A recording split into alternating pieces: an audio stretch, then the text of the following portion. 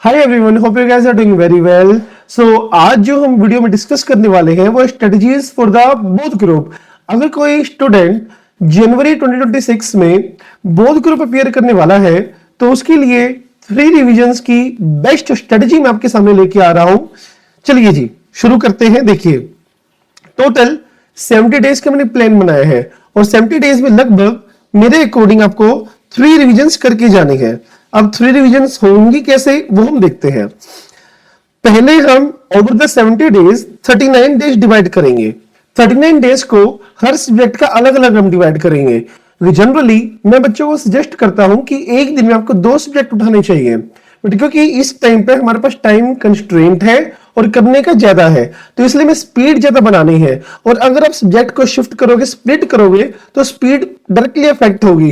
तो इसलिए मैंने आपको दिया है 1 सब्जेक्ट पर डे का, ओके, कि एक दिन में सिर्फ एक ही सब्जेक्ट आप उठाओगे। तो सबसे पहले हम सीरीज वाइज चलेंगे। एडवांस अकाउंट को आपको देने हैं 8 डेज, लो 5 डेज। लो आराम से हो जाएगा, बीइंग ए लो टीचर मैं आपको बता रहा हूं आराम से हो जाएगा।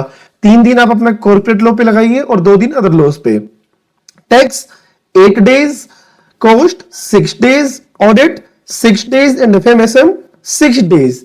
इस तरह से आप अपने पूरे 39 डेज स्प्लिट करोगे और अकॉर्डिंगली आप अपने जो भी आपके सब्जेक्ट्स है वो कंप्लीट करोगे। अगर आपको चैप्टर वाइज टेस्ट आपको अपीयर करने हैं तो आप कॉन्टेक्ट कर सकते हो। लो का, एडवांस अकाउंट का, ऑडिट का एंड एफएमएसएम की टेस्ट सीरीज हम लोग प्रोवाइड करते हैं, चैप्टर वाइज भी, कंबाइंड भी और एमटीपीस भी। फिर सेकंड रिवीजन जो हमें करनी है वो हम फर्स्ट रिवीजन से हाफ डेज में करेंगे, दैट इज 20 डेज में। 20 डेज आपको कैसे सेपरेट करने हैं? 4 days for advance account, 3 days for law, 4 days for tax, 3 days for cost, 3 days for audit and 3 days for FMSM. अब बच्चों का कंसर्न यहां पर ये आता है, sir how is that possible कि 4 दिन में टैक्स पूरा हो जाएगा और 3 दिन में ऑडिट पूरा हो जाएगा। डियर आप एक बात सुनो, अगर ऑडिट आपने 6 डेज में पूरा कर लिया और टैक्स आपने 8 दिन में पूरा कर लिया तो मैं गारंटी ले रहा हूं कि दूसरी रिवीजन में हाफ टाइम लगता है तो आपका 4 दिन में और 3 दिन में आराम से पूरा हो जाएगा। ओके, देन थर्ड रिवीजन उससे भी हाफ डेज में हमें करनी है। सेकंड रिवीजन लगभग हमारे 59 डेज कवर हो जाएंगे तो थर्ड रिवीजन में हमारे आने 10 डेज।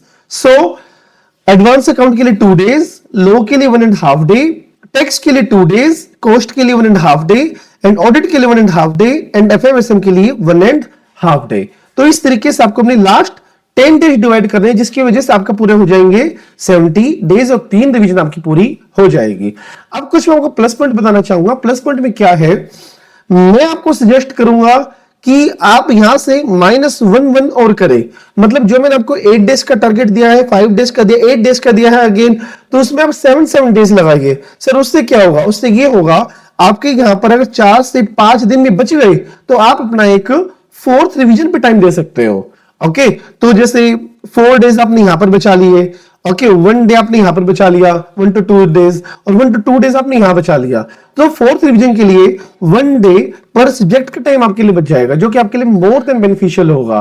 ओके, क्योंकि एक फिलोसफी होती है जो आप ना पहले पढ़ते हो ना वो एक तरफ होता है, जो लास्ट टाइम पे पढ़ा हुआ होता है ना वो सबसे ज्यादा काम आता है। तो ट्राई करना कि जो ये मैंने 70 डेज का बनाया है वो 62 डेज में पूरा हो जाए और रेस्ट जो 7 डेज है वो आपके 4th रिवीजन में जाए।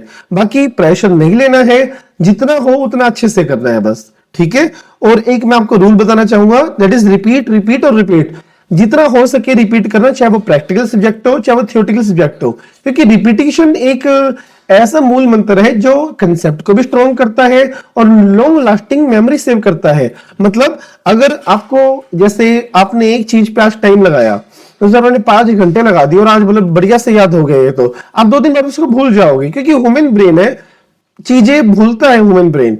तो बार बार चीजों को पढ़ते हैं तो ही वो रिटर्न रह पाता है। एक बार अच्छे से पढ़ने से काम नहीं चलता, आपको वो चीज बार बार पढ़नी पड़ेगी। और जैसे ऑडिट का सब्जेक्ट है, टैक्स के प्रोविजन है, ओके, लॉ के प्रोविजन से ही, तो ऐसे कि आपको रूटीन में पढ़ने ही पड़ेंगे बार बार। ओके, तो आप इनके शॉर्ट नोट्स बनाइए, चार्ट्स बनाइए।